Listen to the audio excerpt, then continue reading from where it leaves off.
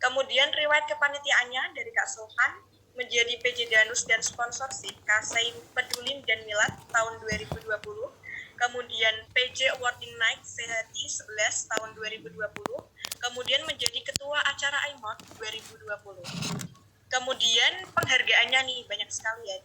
Ada menjadi memperoleh Award the Bright Scholarship YBM BRI, kemudian kelompok penulis abstrak terbaik 2 Research Camp 2020, kemudian menjadi Elkatin Seiman 2020,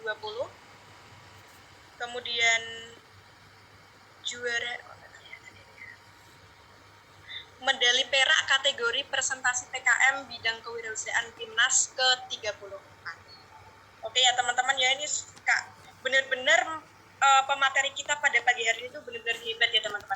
Jadi teman-teman diharap nanti bisa menyimak materinya dengan baik-baik, karena ini nanti akan dijelaskan lebih rinci, lebih mendetail oleh Kak Sulhan Effendi ini bagaimana sih cara kita bisa lolos proposal PKM, terus bagaimana sih Kak Sulhan itu mempunyai tips-tips, trik-trik supaya proposal PKM-nya tuh bisa dinilai bahkan sampai didanai oleh pemerintah nih teman-teman.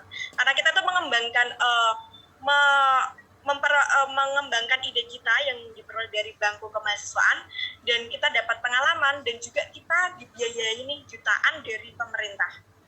Begitu. Oke, langsung saja kami sudah terhubung dengan Kak Sulhan Effendi. Ya, halo, selamat pagi. Selamat pagi Kak Sulhan Effendi. Selamat pagi, suaraku kedengeran? Iya, kedengeran Kak Sulhan. Oke, langsung saja ya Kak Sulhan Effendi ya, nanti bisa dijelaskan ke teman-teman semua nih soal pengalaman dan ilmunya Kak Sulhan bisa lolos proposal PKM nih. Oke, ini PPT-nya udah kelihatan belum Yun? Suaranya Kak Sulhan kurang jelas lagi Kak. Cek. Ini PPT-nya sudah kelihatan Yun? Halo? Oh iya, sudah Kak. Oke, suaranya oke? Nanti kalau trouble disampaikan ya. Kak. Maskernya copot, lepas. Oke. Ini kebetulan lagi di kantor Basnas Pak, jadi. Oh gitu. Dicopot aja.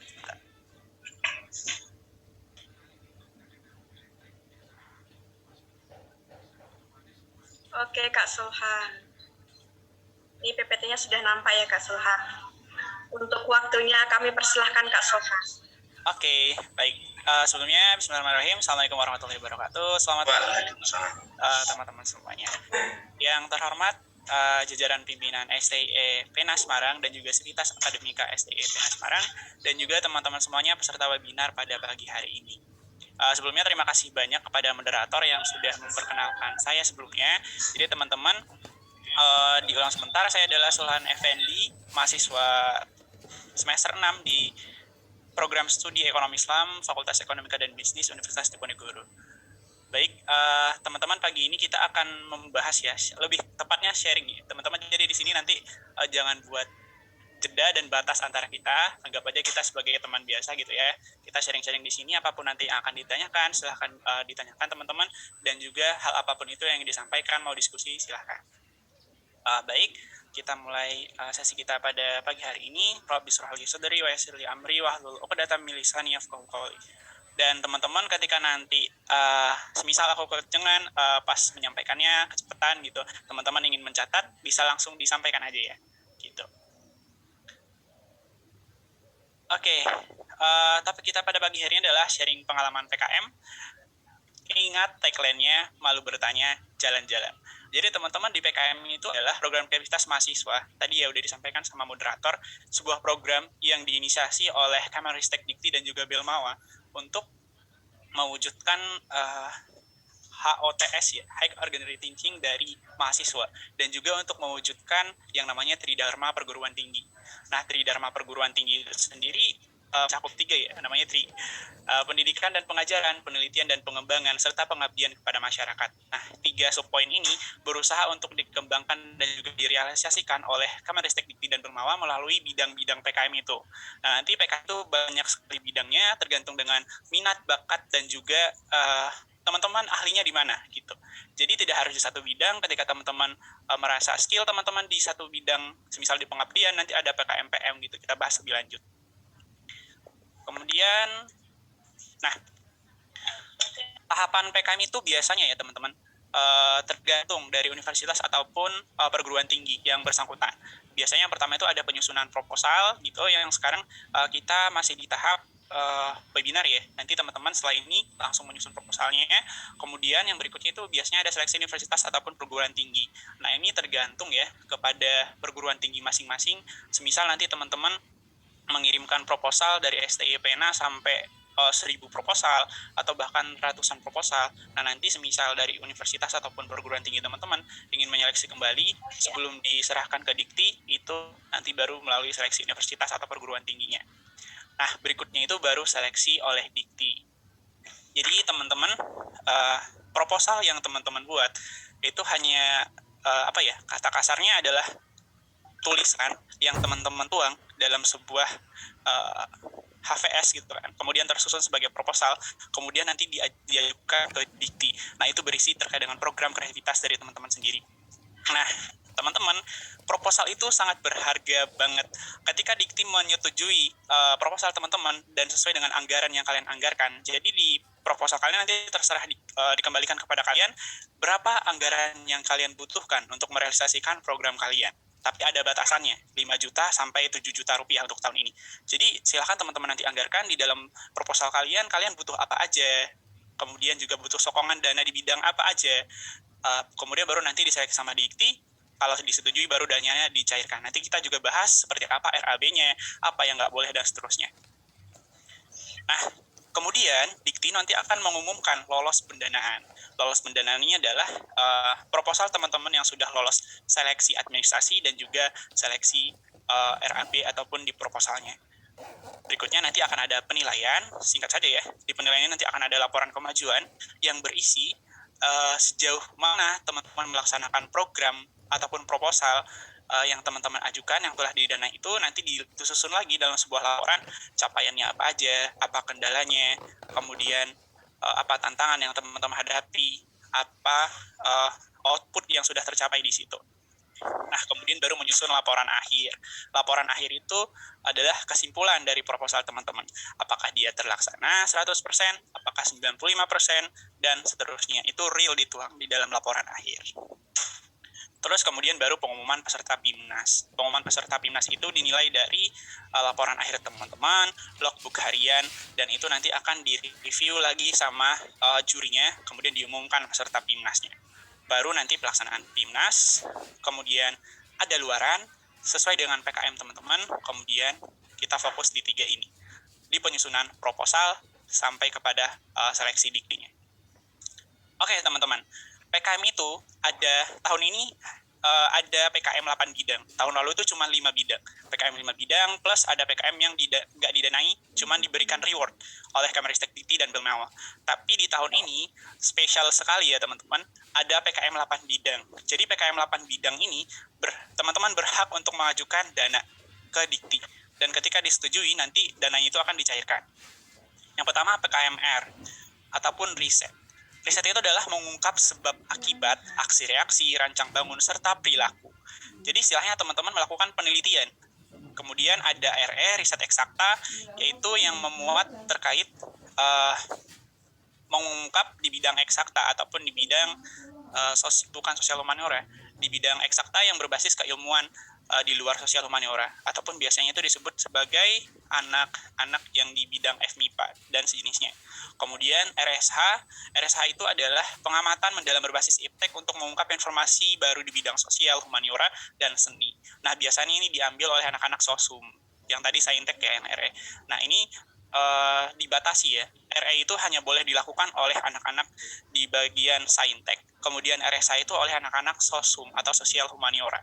Dan teman-teman STIE Pena Semarang bisa mengambil RSH karena itu adalah bidang sosial. Nah, berikutnya ada PKMK. PKMK itu adalah berfokus kepada produk iptek sebagai komoditas usaha mahasiswa yang berorientasi pada profit. Nah, karena teman-teman dari STI Pena basisnya adalah di bidang ekonomi, jadi nanti kita akan fokuskan di bidang PKMK dan nanti kita akan bedah sedikit proposal yang saya ajukan di tahun lalu supaya ada gambaran lebih jelas gitu kepada teman-teman. Singkat saja, ini yang berikutnya ada pengabdian masyarakat. yaitu menyelesaikan permasalahan yang dihadapi masyarakat atau non-profit. Jadi, kalau PKM pengabdian itu teman-teman harus mempunyai mitra. Jadi mitra teman-teman semisal ada di RT 1 Semarang, RT 2 mana gitu. Nah, mereka itu mempunyai masalah apa, kemudian teman-teman merincikan masalahnya, kemudian rumuskan penyelesaiannya, kemudian tuangkan di dalam proposal. Apapun sarana prasarana kemudian juga pendukung program kalian rancang dalam sebuah anggaran. Singkatnya seperti itu. Kemudian ada PKMPI. PKMPI itu menyelesaikan permasalahan yang dihadapi oleh mitra profit. Kalau tadi PM non-profit, berarti masyarakat secara umum. Nah, kalau PI itu adalah mitranya yang profit. UMKM, kemudian usaha, ataupun kelompok masyarakat lain yang berbasis profit. Nah, temukan masalahnya, semisal pasar Johar, masalahnya sering kebakaran, mungkin kayak gitu ya. Kemudian kalian kasih solusinya apa gitu, dengan menerapkan IPTEK di situ. Mungkin kalian memberikan alat pencegah kebakaran, ataupun kalian memberikan alat pendeteksi kebakaran dini, sehingga ketika terjadi kebakaran, warungnya itu nggak kebakar duluan gitu. Semisal 5 menit ataupun beberapa menit sebelum kebakaran itu udah terdeteksi. Nah, itu yang PI. Dia mitranya adalah profit, yang berorientasi kepada profit. Terus yang berikutnya adalah PKMKC. Kalau KC itu menciptakan suatu hal, suatu karya, hasil konstruksi karsa yang fungsional. Nah, KC ini tidak menyangkut mitra, jadi teman-teman menelusuri di lingkungan masyarakat itu sebenarnya ada masalah apa, kemudian kalian ciptakan sebuah inovasi. Nah, kerennya lagi, inovasi ini tidak harus terrealisasi, teman-teman. Dia boleh bersifat prototype, ataupun baru gambaran, teman-teman, nanti seperti apa. Kemudian, yang berikutnya adalah di bidang PKM-KI. Ini kelihatan ya? Kalau KI itu adalah karya fungsional dan inovatif. Bedanya sama KC dan PI, karya inovatif ini adalah kalian ataupun teman-teman sudah paham dengan produknya. Dan juga masalah di masyarakat dan juga di di lingkungan itu, ketika kalian menciptakan produk inovasi ini, kalian tidak lagi menjalani trial and error. Jadi kalian benar-benar sudah ahli di bidang itu, dan produk itu sudah kalian pahami secara 100%. Jadi ketika didanai, tidak ada lagi yang namanya percobaan, tidak ada lagi yang namanya trial. Jadi sudah bisa keluar, produknya bisa digunakan dan berpotensi untuk diproduksi secara massal. Bedanya di situ. Kemudian yang berikutnya ada VGK, yaitu video gagasan futuristik, ataupun ini teman-teman, ini adalah satu bidang PKM yang tahun lalu sebenarnya ini nggak masuk ke dalam PKM 5 bidang, sekarang karena 8 bidang. Jadi teman-teman di situ menganalisis permasalahan yang ada di masyarakat, kemudian teman-teman tuangkan sebuah solusi berbasis video. Jadi teman-teman ini yang tertarik di bidang konten kreator, kemudian juga membuat video, jago editing, bisa nih masuk ke sini. Karena yang dibahas adalah isu-isu SDGs dan juga isu nasional yang teman-teman kemas dalam sebuah video dan memberikan sebuah ilmu pengetahuan kepada masyarakat umum. Gitu.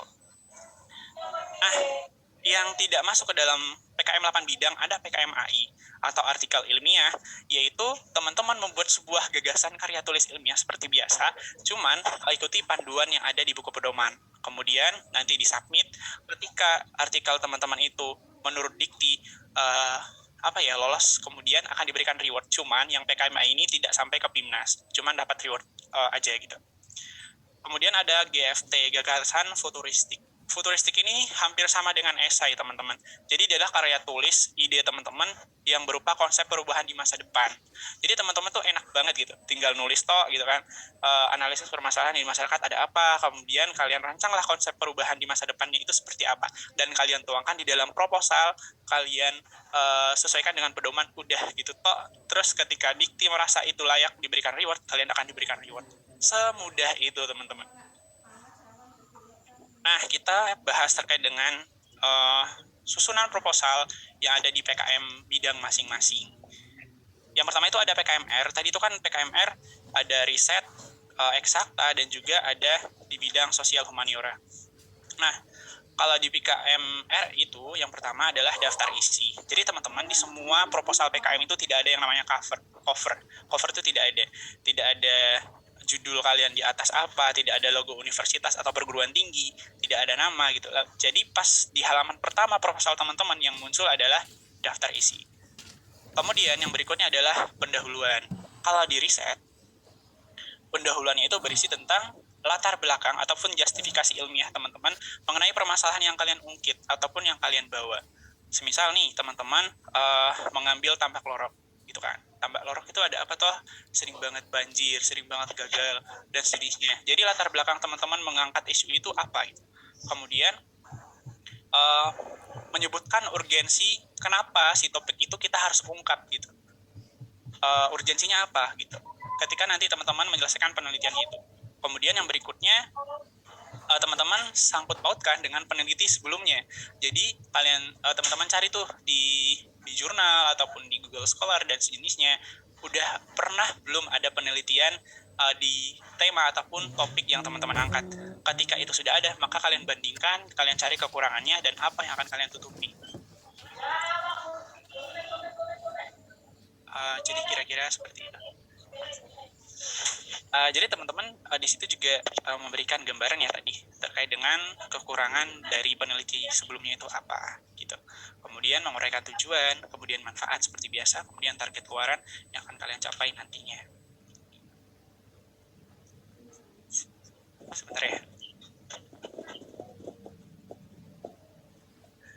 Kemudian yang berikutnya adalah yang berikutnya adalah tinjauan pustaka. Tinjauan pustaka ini teman-teman, ini adalah teman-teman uraikan terkait dengan hasil temuan teman-teman dari peneliti sebelumnya. Jadi topik teman-teman itu semisal udah pernah diteliti oleh orang lain. Jadi garis benang merah yang teman-teman pengen simpulkan ataupun pengen cari pembeda dengan peneliti lain di situ dijelaskan bahwa peneliti sebelumnya belum menggunakan variabel ini, semisal peneliti sebelumnya belum menggunakan metode yang terbaru, semisal gitu. Kemudian di sini juga teman-teman memberikan teori-teori yang teman-teman butuhkan di dalam penelitian itu. Kemudian yang ketiga adalah metode riset. Teman-teman itu menggunakan metode apa? Kualitatifkah, kuantitatifkah, ataupun teman-teman menggunakan pendekatan yang semisal metodenya itu terbarukan di zaman sekarang. Semakin baru metode yang teman-teman gunakan, semakin berpeluang proposal teman-teman akan didanai. Kemudian yang keempat, biaya dan jadwal kegiatan. Biaya dan jadwal kegiatan ini itu tadi ya, besaran biaya yang teman-teman butuhkan untuk merealisasikan program kalian. Yang berikutnya adalah daftar pustaka, kemudian ada lampiran.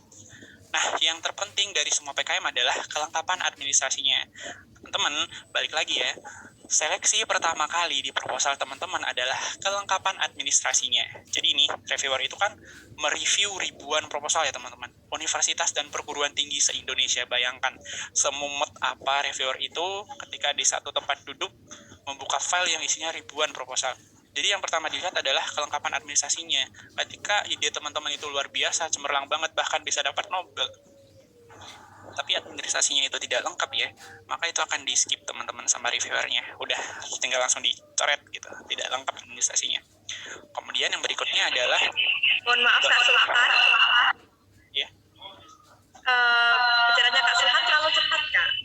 Oh iya. Oke. Tak selaluin lagi. Iya. Oke. Lebih diperpelan sedikit ya Kak. Oke, siap. Thank you. Oh, Yuni. Akan dilanjutkan Kak. Terima kasih. Oke. Ini kebiasa ya jadinya karena kita metode online selalu presentasi gitu ya teman-teman ya. Jadi oke, kita akan pelankan sedikit ya. Yang berikutnya adalah tadi ya. Ketika reviewer itu ingin menilai proposal teman-teman, jadi tahapan nih sebelum proposal teman-teman itu dinyatakan lolos ternyata apa enggak, yang pertama adalah seleksi ya tadi. Seleksi di bagian administrasi, kelengkapan administrasinya. Semisal di PKM itu harus ada biodata ketua tim, kemudian biodata anggota, kemudian juga biodata dosen pendamping, dan juga ada SK pengesahan, SK pernyataan. Nah itu ada materai 10 ribunya. Jadi ketika semua itu tidak lengkap teman-teman, proposal teman-teman akan otomatis di skip sama reviewernya. Jadi pertama kali mereka lihat adalah kelengkapan administrasinya. Jadi itu harus banget dicatat ya teman-teman. Nah kemudian sebentar, ini tidak kelihatan ya. Kemudian adalah ini juga di bagian taat administrasi. Jadi yang pertama halaman inti. Halaman inti itu dari pendahuluan hingga daftar pustaka. Nah, itu maksimal 10 halaman. Jadi teman-teman nih, ketika punya ide yang cemerlang banget gitu kan, kayak nggak ada habis-habisnya gitu kan, terus teman-teman buat dia dalam jadi 15 halaman. Nggak boleh gitu. Walaupun sejernih apapun pikiran teman-teman, secemerlang apapun, pokoknya dari Belmawa sama Kemristek Dikti sudah menyatakan maksimal 10 halaman. Udah nggak boleh lebih dari 10 halaman. Kemudian penomoran halaman daftar isi di sudut kanan bawah dengan huruf I titik atau I titik 2, teman-teman yang seperti itu diletakkan di sudut kanan bawah. Nah, kemudian untuk penomoran halaman inti dan lampiran di sudut kanan atas dengan angka Arab 1, 2, 3, 4 gitu. Jadi ini sama ya, di semua proposal PKM itu harus seperti ini teman-teman. Dan ketika pertama kali reviewer melihat proposal teman-teman nggak sesuai sama ini, ya udah bakal di skip. Jangan berharap proposal teman-teman akan dibaca oleh reviewer. Lengkap administrasinya, kemudian sesuai dengan tatip penulisannya. Itu yang pertama kali dilihat oleh reviewer. Nah, kemudian di bidang PKMK. Yang pertama itu ada daftar isi sama, kemudian ada di pendahuluan. Jadi karena ini itu, sebentar ya, karena kita nanti akan lebih ke PKMK, teman-teman, kita akan sedikit membedah terkait dengan di tahun lalu itu seperti apa gitu. Sebentar ya.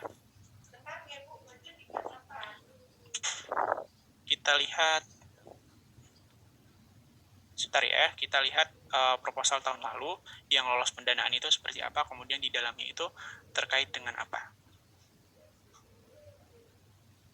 Nah, ini dia.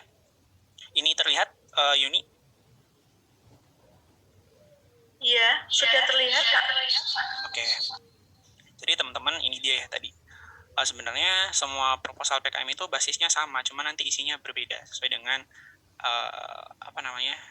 sesuai dengan bidang masing-masing. Yang pertama tadi daftar isi ya. Ini PKMK teman-teman, dan aku pribadi lebih prefer ke PKMK karena aku juga kemarin itu basisnya di bidang PKM kewirausahaan dan juga aku dari anak ekonomi gitu. Jadi relate dengan keilmuan. Yang pertama itu ada daftar isi. Jadi ya tadi nggak ada cover. Kemudian yang berikutnya itu ada pendahuluan.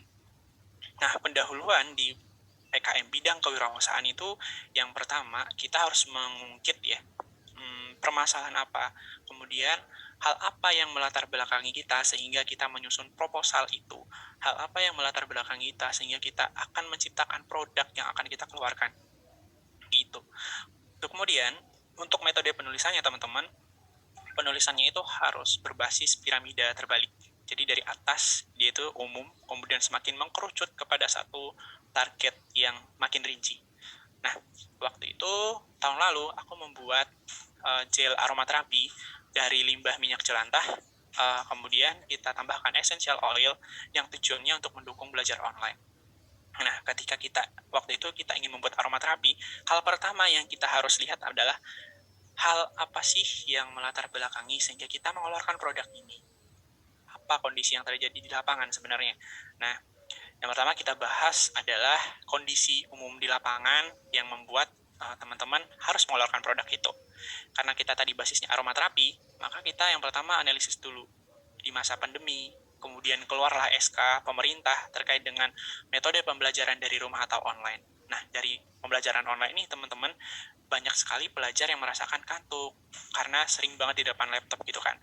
Nah, kemudian ada peneliti nih yang menyatakan bahwa pembelajaran online itu dapat meningkatkan stres gitu. Kemudian juga mereka tidak rileks. Kemudian ada peneliti lagi nih yang menyatakan bahwa ternyata aromaterapi itu bisa loh menghilangkan stres gitu. Dari runtutan masalah itu, teman-teman udah bisa lihat nih. Yang pertama, adanya SK pembelajaran online, kemudian ada efek kepada para pelajar yang tidak efek buruknya, baik itu stres, tidak rileks dan jenisnya.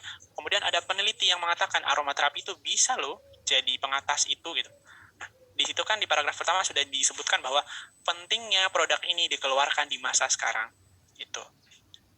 Kemudian di bab keduanya teman-teman membahas terkait dengan produk yang di pasaran itu sekarang seperti apa. Contoh aku yang tahun lalu buat aromaterapi. Aromaterapi yang di pasar sekarang itu gimana sih gitu. Kita analisis, kita lihat datanya di lapangan. Ternyata aromaterapi di lapangan itu masih ada zat kimianya loh. Masih susah digunakan. nggak efisien, ada pembakaran yang menyebabkan asap sehingga berbahaya bagi paru-paru, ada yang dicolok ke listrik dulu, makin boros listriknya gitu. Nah gitu, di lapangan tuh produk yang terjadi seperti apa. Kemudian barulah teman-teman masuk kepada penyelesaiannya seperti apa. Udah tadi aromaterapi urgent di masa pandemi, kemudian produk yang ada kok negatifnya banyak, baru dikeluarkan solusi. Kita membuat produk ini loh, keunggulannya di bidang ini, kemudian kelebihan produk kita di bidang ini. Gitu. Kemudian baru ditutup dengan status statement ataupun data yang menunjukkan bahwa produk kita itu nanti bakal laku di pasaran, bahwa pasarnya itu ada sebenarnya, dan meyakinkan si reviewer bahwa ketika kita membuat produk ini nggak sia-sia loh kalian ngasih dana ke kita gitu, karena di pasar itu produk ini masih sangat dibutuhkan gitu. Kemudian yang berikutnya kita akan bahas terkait dengan potensi bisnis.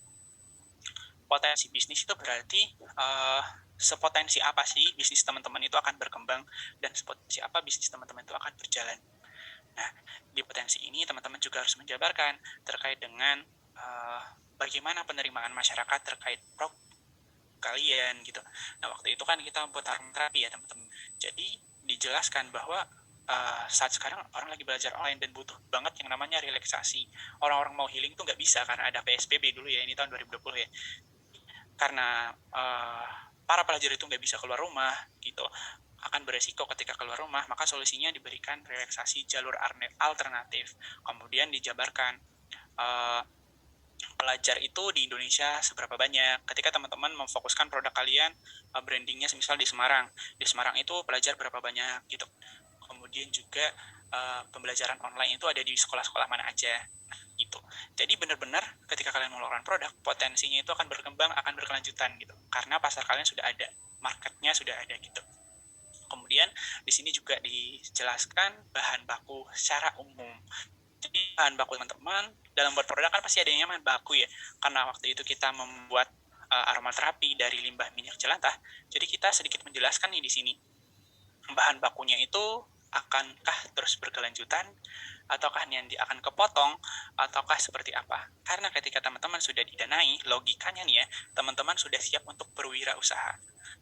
Jika bahan baku itu nanti mandek gitu kan, ataupun bahan bakunya kepotong, otomatis program kalian tidak sustainable gitu. Jadi harus sedikit dijelaskan di sini terkait dengan bahan baku kalian, kontinuitas bahan bakunya. Berikutnya ada tujuan kalian membuat program itu apa gitu. Sebenarnya apa yang mendasari tujuan apa yang ingin kalian capai dengan membuat proposal ataupun produk kalian. Nah, ini dianalisis dari latar belakang yang tadi. Kemudian luaran yang diharapkan. Teman-teman di PKMK, luaran yang wajib itu adalah produknya harus jadi. Itu yang pertama. Yang kedua, udah terpasarkan. Kemudian yang ketiga, itu adalah luaran wajib dari program PKM. Ada laporan kemajuan, kemudian ada laporan akhir, kemudian ada namanya catatan harian. Kemudian nanti kalau lolos BIMNAS seperti artikel ilmiah. Tapi tetap dari program PKM itu yang wajib adalah laporan kemajuan, laporan akhir, catatan harian, dan artikel ilmiah teman-teman. Itu di bidang PKMK. Jadi teman-teman nanti ketika kalian sudah lolos DINAI, pelaksanaannya itu kurang lebih akan selama 4 bulan. Selama 4 bulan itu, semisal nih, dana teman-teman itu cair 7 juta. Setiap hari, kegiatan apapun yang teman-teman lakukan menyangkut dengan pelaksanaan program, itu nanti akan dicatat di buku harian namanya, catatan harian, atau logbook harian. Itu nanti akan ada linknya dari Simbel Mawa. Jadi teman-teman setiap hari itu harus input data itu. Semisal hari ini kita survei bahan baku. Nah, itu nanti akan dicatat tuh di logbooknya, survei bahan baku, nanti fotoin buktinya, bukti fisik bahwa teman-teman telah melakukan survei bahan baku, kemudian nanti akan diupload di logbook itu nanti akan menjadi penilaian terbesar teman-teman realisasinya di bidang PKM itu. Nanti reviewer itu akan melihat benar nggak sih programnya ini berjalan, dilihat dari logbook hariannya. Kemudian juga benar nggak sih dananya itu habis 7 juta, ternyata di logbook tidak teman-teman laporkan. Nah, itu nanti akan jadi sebuah tanda tanya bagi reviewer. Jadi benar-benar setiap kegiatan teman-teman harus dicantumkan di buku harian. Kemudian yang kelima ada manfaat kegiatan. Manfaat kegiatan tentu saja bagi mahasiswa dan masyarakat, ataupun target teman-teman. Bagian bab 2 di proposal PKMK itu adalah gambaran umum rencana usaha. Teman-teman, gambaran umum rencana usaha yang pertama teman-teman harus uraikan adalah kondisi lingkungan kegiatan usaha.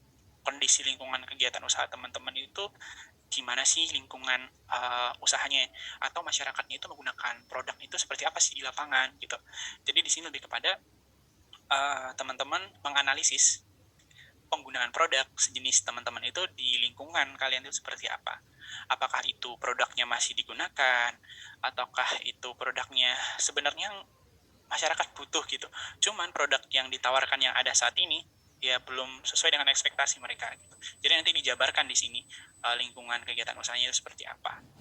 Kemudian yang berikutnya potensi sumber daya.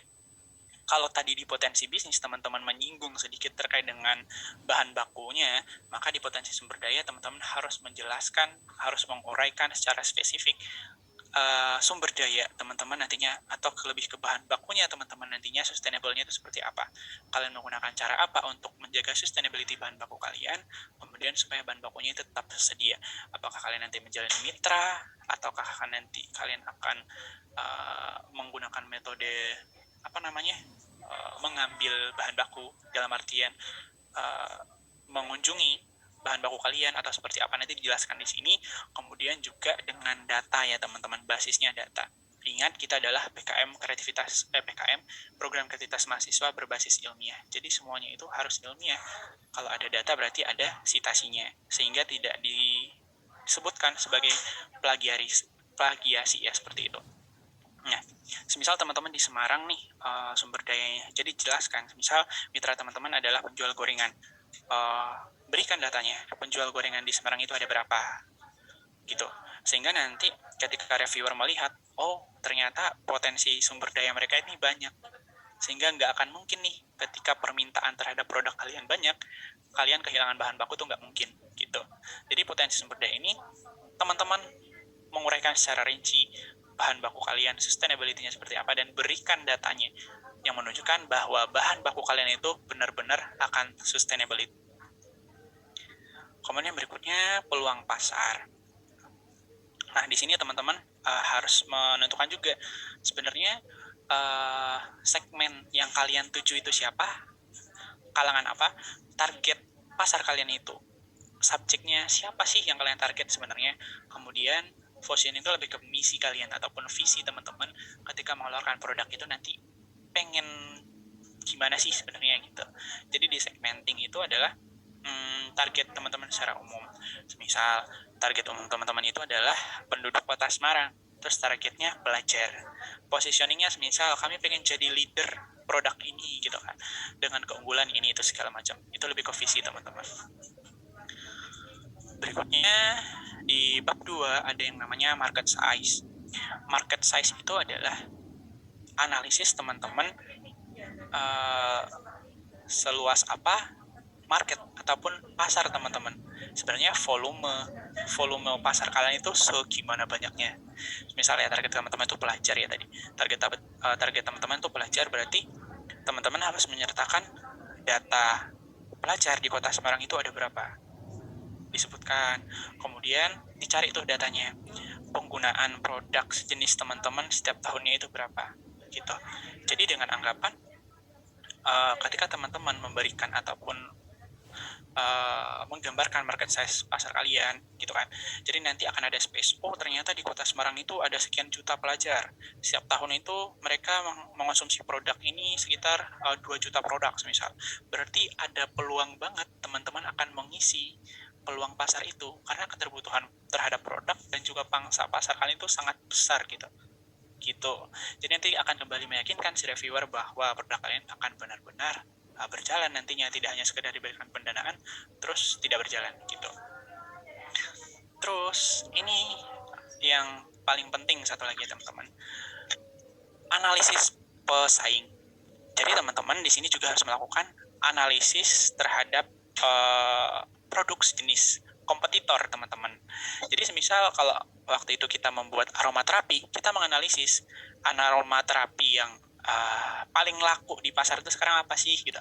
Nanti kita analisis tuh mereka kurangnya apa, kemudian baru yang kita tawarkan pembaharuannya, kelebihan kita itu ada di mana, sehingga nanti akan menunjukkan kepada reviewer ya, dan meyakinkan kepada reviewer bahwa produk kita ini tuh benar-benar beda dari produk lain. Produk kita ini lebih unggul daripada yang lain, dan produk kita ini adalah produk inovatif gitu. Jadi tidak hanya sekedar produk yang dikeluarkan ya gitu-gitu aja, tapi ada urgensitasnya. Itu pentingnya analisis pesaing. Kemudian yang berikutnya adalah kelayakan usaha dan juga sih gambaran umum produk. Jadi teman-teman di sini juga harus memberikan gambaran umum produk teman-teman. Lah, tapi gimana? Aku baru merancang merancang proposalnya, belum kepikiran nanti bentuk produknya seperti apa. Jadi teman-teman, ketika teman-teman sudah menyusun proposal atau perancangan usaha teman-teman, otomatis anggapannya bahwa teman-teman itu udah ready, udah siap banget ketika nanti teman-teman diberikan pendanaan, produknya bakal jadi dan jalan. Jadi teman-teman juga harus mendesain dari sekarang tuh produknya seperti apa, nggak harus yang detail banget, ya cuma sekedar gambarannya aja gitu. Gambarannya itu seperti apa sih, produk aku bentuknya akan kayak gimana, apakah dia bentuknya bulat, petak, persegi, dan jenisnya. Nah, kayak gitu. Jadi digambarkan produk nanti ketika teman-teman didanai, seperti apa produknya. Gitu. Gambaran singkat aja. Kemudian yang berikutnya baru analisis kelayakan usaha. Analisis kelayakan usaha ini teman-teman itu basisnya kewirausahaan, pasti bakal dilihat banget apakah usaha teman-teman itu layak untuk dijalankan, apakah menguntungkan, atau malah teman-teman itu sebenarnya tidak layak untuk berjalan gitu. Nah, dijawablah itu semua pertanyaan itu di analisis kelayakan usaha. Nanti di situ teman-teman menjabarkan terkait dengan harga pokok penjualan teman-teman itu berapa, kemudian proyeksi laba ruginya berapa, kemudian juga terkait dengan proyeksi neraca saldonya bagaimana, cash flow-nya seperti apa. Nah, kemudian juga BEP-nya, kemudian BOPO-nya, ROA-ROE dan sejenisnya itu nanti disampaikan sehingga teman-teman benar-benar kelihatan nih dari dari sistem keuangan dan juga kelayakan usaha teman-teman ini.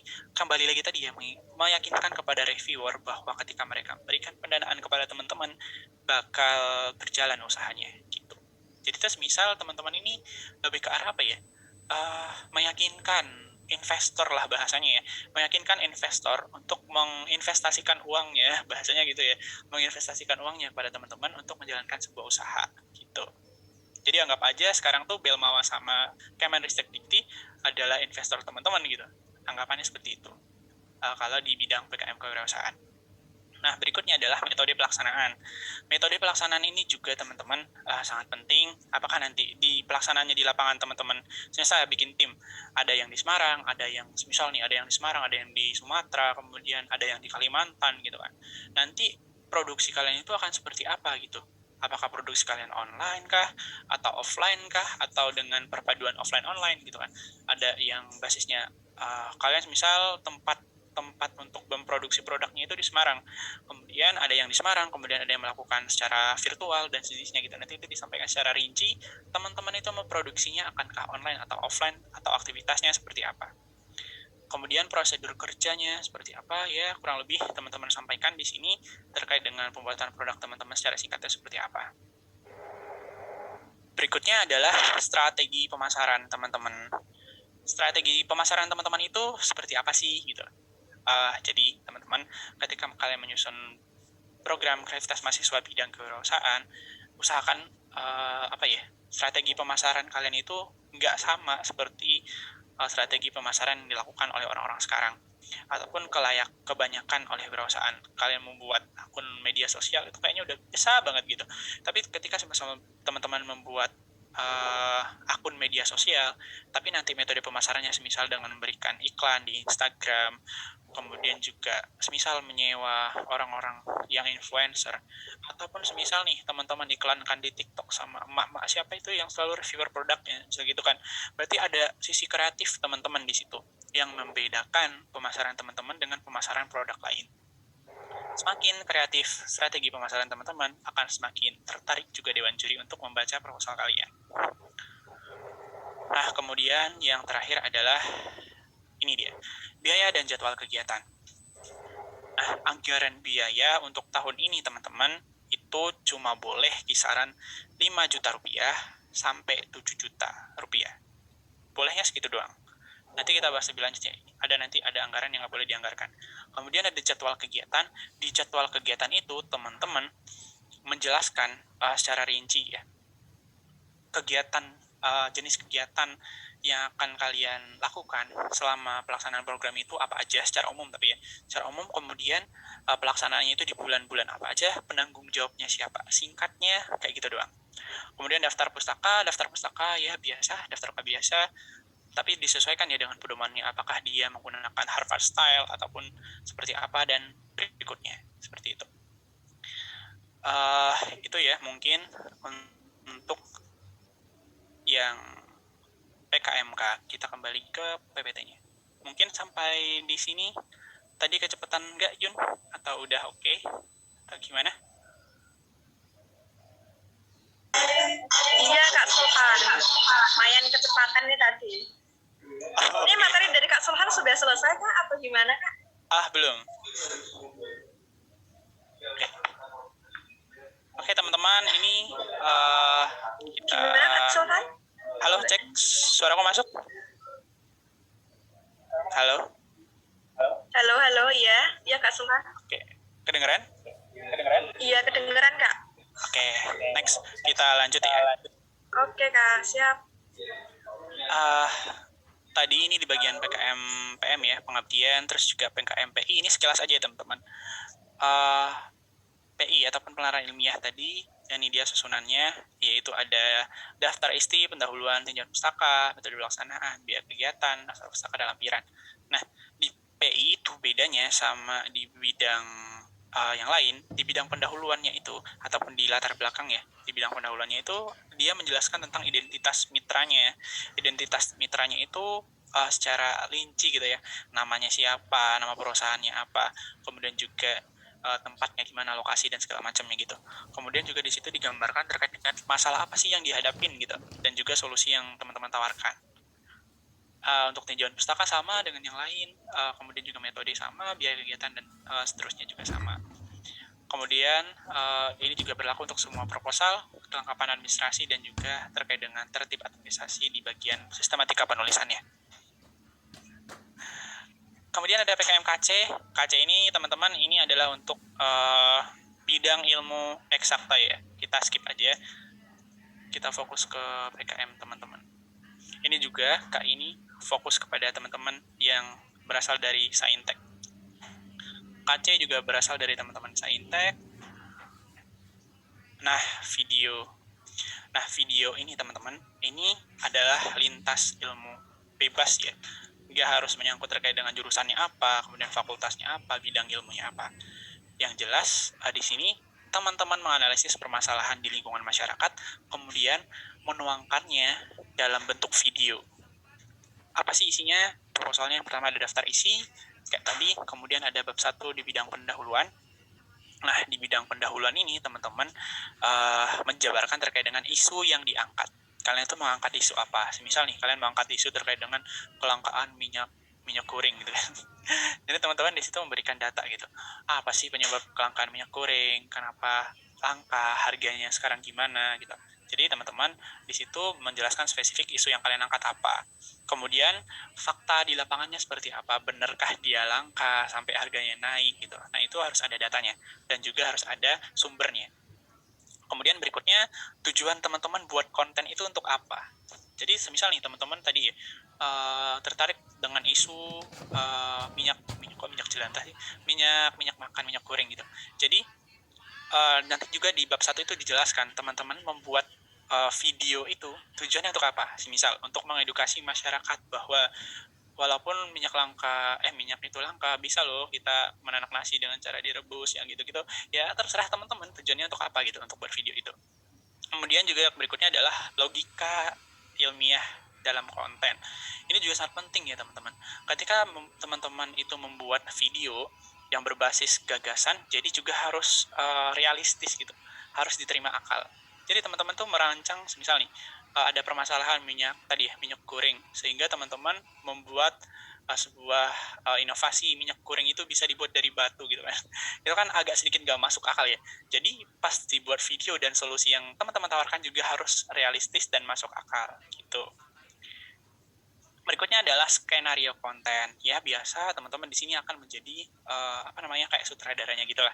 Di skenario konten ini teman-teman menjabarkan skenario-nya nanti seperti apa, di bagian pembukaan video apa, tengah video isi kontennya apa aja gitu.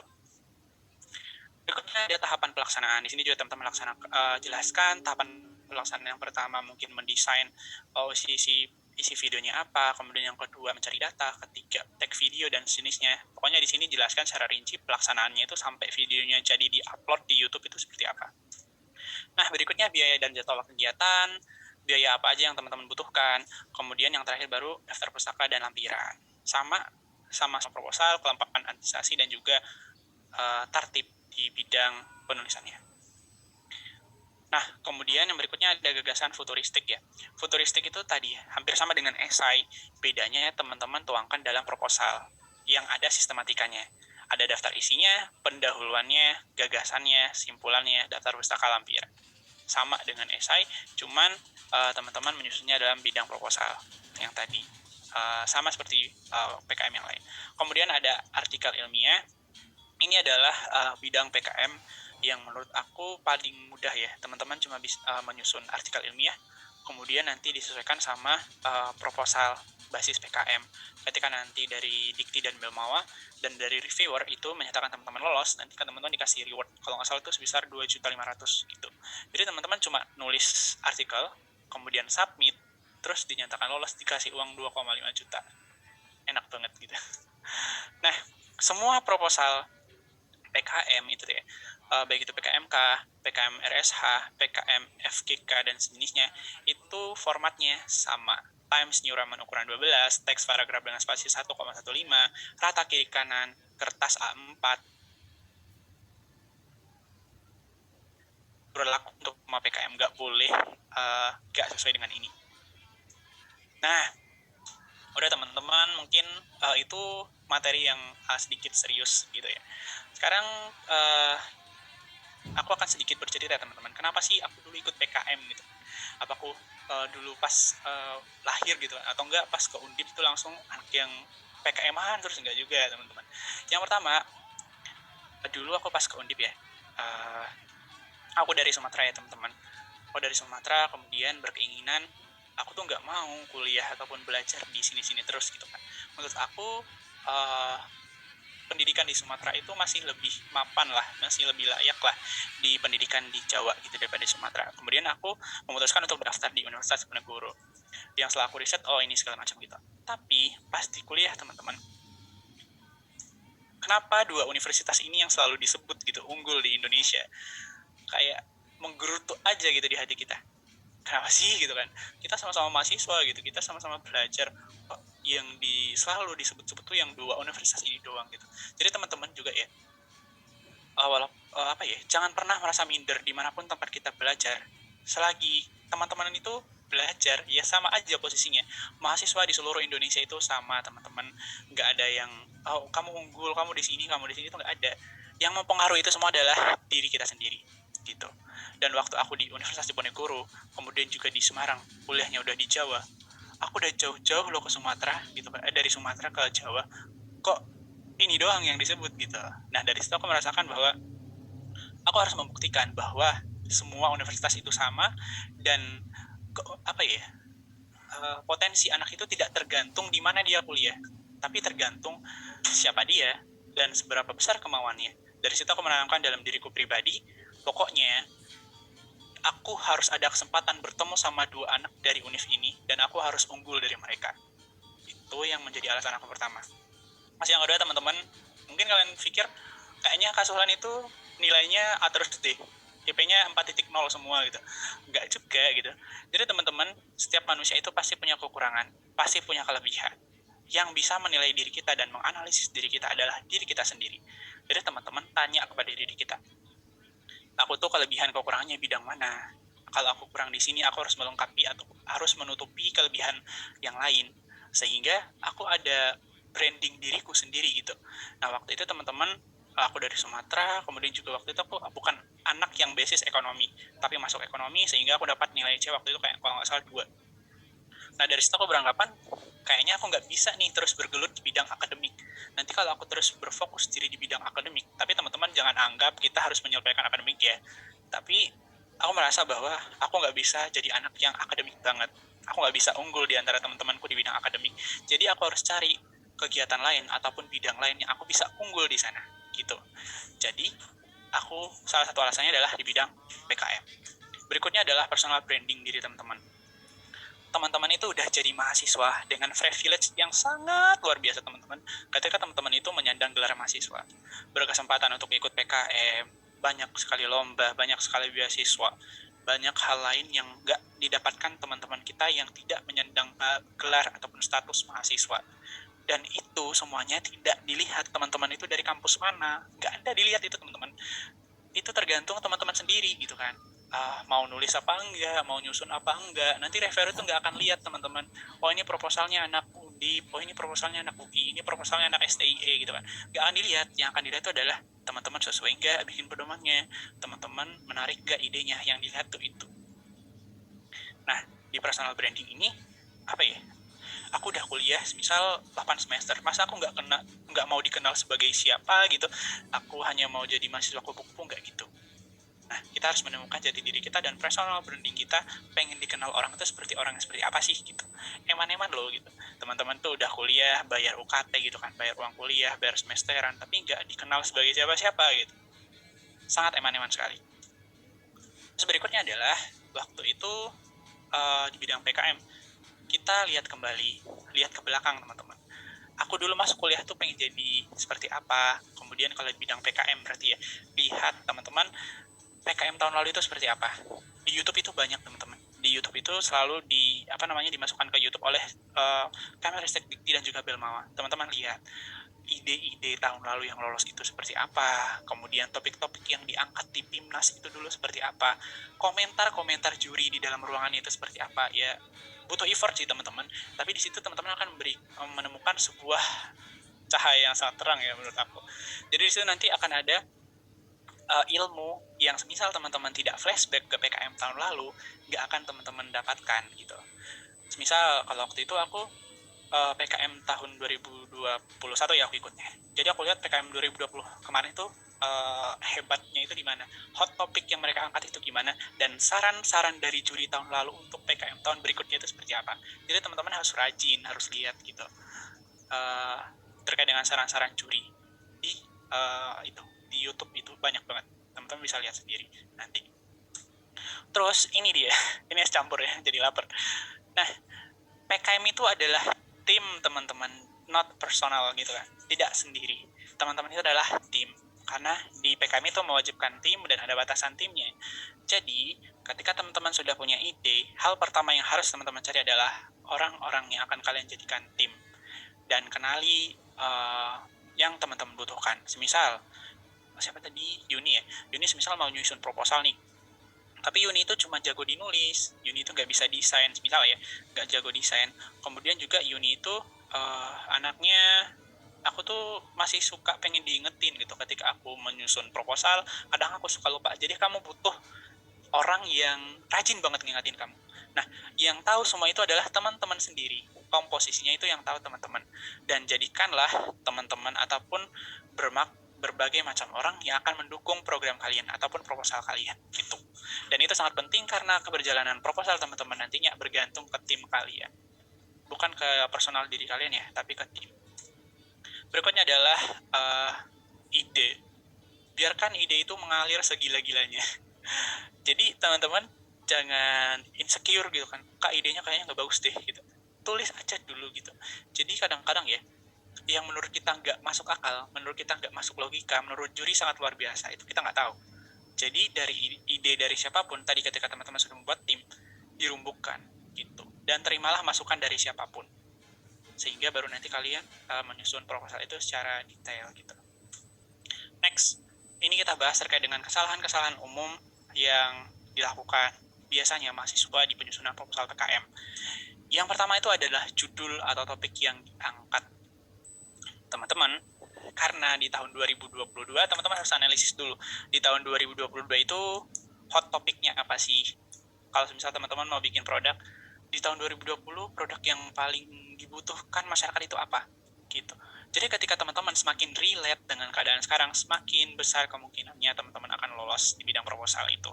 Kemudian sesederhana teman-teman judul itu nanti akan diajukan pas penamaan file. Nah, ataupun nanti di lampiran proposal teman-teman judulnya apa di surat pengesahan. Nah, judul itu ada catatannya teman-teman. Gak boleh ada akronim atau singkatan. Itu yang terpenting. Gak boleh ada akronim, gak boleh ada singkatan, dan maksimal cuma terdiri dari 20 kata. Itu untuk judul. Jadi ketika teman-teman masukkan unsur akronim atau singkatan, kemudian juga judulnya itu lebih dari 20, ya udah nanti akan kecoret gitu sama reviewer. Pas lihat itu doang, teman-teman lihat judul teman-teman lebih dari 20 kata, terus ada singkatan, udah lewat proposalnya. Gitu. Terus yang kedua, sistematika penyusunan proposal. Tadi yang kita bahas ya, misal di PKMK bab 1, apa bab 2, apa bab 3. Tapi ketika teman-teman, semisal nih bikin PKMK, nggak ada bab 2-nya, semisal nggak ada gambaran umum usahanya, akan di-skip juga. Gitu. Jadi yang pertama tadi ya, mereka lihat adalah kelengkapan administrasinya, kelengkapan di proposal, belum ke substansi. Yang ketiga, format penulisannya. Format penulisannya itu seperti apa gitu. Jadi kalau untuk lampiran-lampiran di pedoman itu udah ada teman-teman. Jadi jangan buat format baru. PKM itu adalah soal kedisiplinan dan ketaatan aturan. Keempat adalah sistematika penulisan yang baku. Jadi teman-teman juga harus menggunakan bahasa-bahasa yang baku dalam menyusun kalimat, juga SPOK. Jangan kayak bercerita yang gitu-gitu. Jadi supaya lebih enak untuk dibaca. Berikutnya jumlah maksimal halaman. Jumlah maksimal halaman juga ya teman-teman.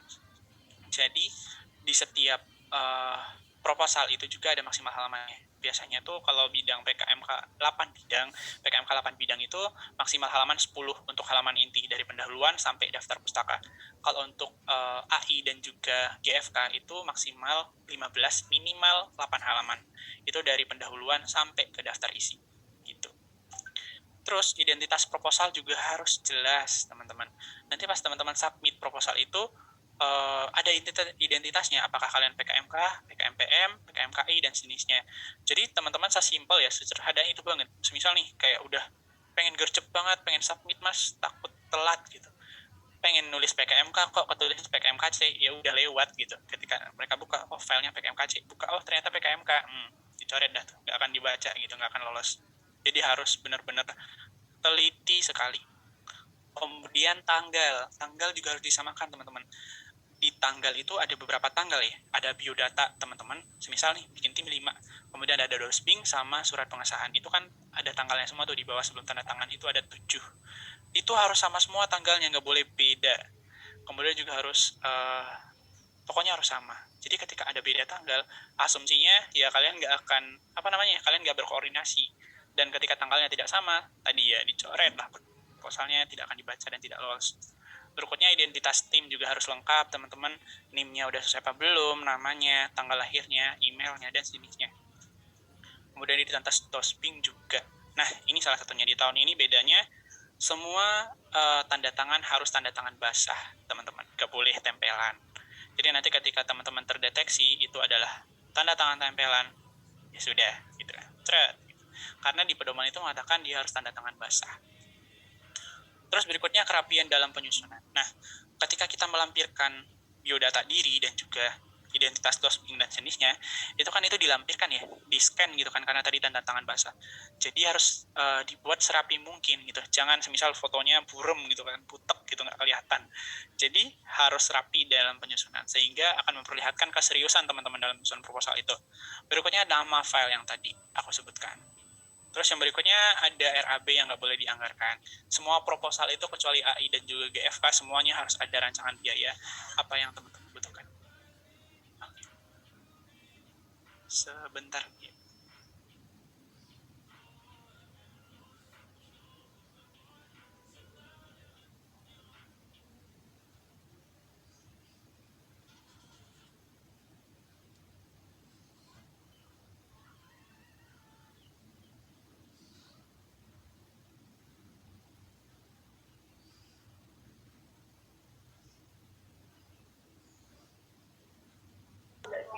Oke, sebentar ya teman-teman, kita nunggu Kak Sulhan dulu. Oke. Cek suara kamu masuk, Yun? Ya, masuk Kak Sulhan. Bisa dilanjut, Kak? Ya, baik. Baik, yang berikutnya itu adalah RAB ya, RAB yang nggak boleh dianggarkan. Oke, yang pertama RAB yang nggak boleh dianggarkan itu adalah semua jenis honorarium, konsumsi, hadiah, dan sejenisnya itu nggak boleh sama sekali. Jadi ketika teman-teman ini mencantumkan ada honorarium untuk dosen, ada honorarium untuk mitra, ada konsumsi, ada hadiah, dan sejenisnya, itu udah otomatis ya. Proposal kalian nggak akan dicairkan dananya. Berikutnya, sewa komputer, laptop, printer, ponsel kamera, handycam, tempat, ruangan, ataupun aula, itu juga nggak boleh ada sewa-sewa ini. Berikutnya ada pembelian alat atau bahan lebih dari 1 juta per item. Jadi teman-teman juga rancangnya nggak boleh lebih dari 1 juta untuk per itemnya. Per item loh ya, nggak semuanya, per item. Misal teman-teman beli bahan baku 1.500.000 satu itemnya, itu nggak boleh. Berikutnya ada pembelian penyimpanan data atau flash disk, juga nggak boleh. Kemudian pembelian kuota internet lebih dari 100.000 per bulan per tim. Nggak boleh lebih dari 100. Jadi ketika dia cuma 90.000, 99.000, atau bahkan 100.000, nggak apa-apa. Tapi ingat catatannya 100.000 per tim per bulan. Cuma boleh segitu doang maksimalnya. Yang harus dianggarkan ya. Keenam, durasi sewa lisensi yang melebihi 6 bulan. Ini juga nggak boleh. Kemudian berikutnya penyusunan penggandaan atau penjilitan laporan kemajuan lapor akhir. Ini tergantung ya, perguruan tingginya mewajibkan ada hard file atau enggak. Terus ini salah satu strategi yang penting teman-teman ketika menyusun proposal. Dengan tim kalian yang pertama, bagi tugas dan perannya. Jadi, teman-teman harus bagi tugas biar nggak saling memberatkan. Siapa yang menangani bab 1, siapa yang menangani bab 2, siapa yang terkait dengan administrasi kelengkapannya, siapa yang minta tanda tangan ke dosen, yang gitu-gitu. Kemudian juga siapa yang akan mengurus anggarannya. Jadi sehingga teman-teman pas nyusun proposal itu biar gercep gitu. Sehari sama-sama jalan. Ya paling nggak 3 hari selesailah proposalnya gitu. Kemudian direvisi sama dosping, ditanda tangan, submit gitu. Jadi nggak telat. Kalian harus bagi itu biar mudah cara kerjanya. Kemudian yang berikutnya adalah kondusivitas dan tempat jaringan internet. Teman-teman, PKM tahun ini juga masih kita akan berhubungan dengan submit, mensubmit, kemudian juga upload, mengupload. Jadi harus benar-benar dipastikan jaringan teman-teman itu bagus. Dan jangan sekali-sekali ya, hindari upload proposal di akhir hari. Misal nih, maksimal diupload tanggal 31, teman-teman baru upload tanggal 31 gitu kan. Server itu digunakan sama mahasiswa seluruh Indonesia teman-teman, dan itu sering banget down servernya. Dan itu ya bayangin aja berapa ribu mahasiswa di Indonesia gitu, dan itu sama-sama menggunakannya dalam satu waktu gitu. Jadi minimal H-2 hari penutupan teman-teman harus sudah submit biar nanti nggak gagal terus jadinya nggak submit gitu. Berikutnya adalah kekompakan tim teman-teman. Balik lagi, PKM itu adalah persoalan tim. Jadi teman-teman harus mengelola dan manajemen tim kalian dengan sebaik mungkin. Terus berikutnya adalah latihan. Ini juga sangat penting. Teman-teman harus rajin-rajin menanyakan ke dosping teman-teman. Kemudian juga revisi dan jenisnya. Review ke orang-orang. Menurut mereka proposal teman-teman itu seperti apa. Nah, ini sedikit gambaran pas tahun lalu, singkat aja. Ini pas kita udah dapat lolos pendanaan waktu itu. Kemudian yang pertama kita cari mitra. Karena kita minyak jelantah, kita cari mitra gorengan. Kemudian ini proses pembuatannya, seketika kita jadi anak lab ya, walaupun kita anak ekonomi tapi ada anak kimianya 2 orang gitu. Kemudian ini produk kita tahun lalu, aromaterapi, bisa dicek di IG-nya, herbara.aromaterapi. Kemudian ini kita pemasarannya waktu itu, kita menyebarkan brosur. Kemudian kita juga melayani sejenis kotak kado, bukan kotak kado sih, produknya itu nggak hanya jual produk biasa yang ya udah jual gitu kan. Kita juga ketika ada request dari pelanggan kita layani. Kemudian ini pengirimannya waktu itu udah sampai ke Sumatera Utara, ke Medan, Bangka Belitung sama Kalimantan. Terus ini di skip aja. Ini waktu presentasi. Kemudian juga ini sedikit.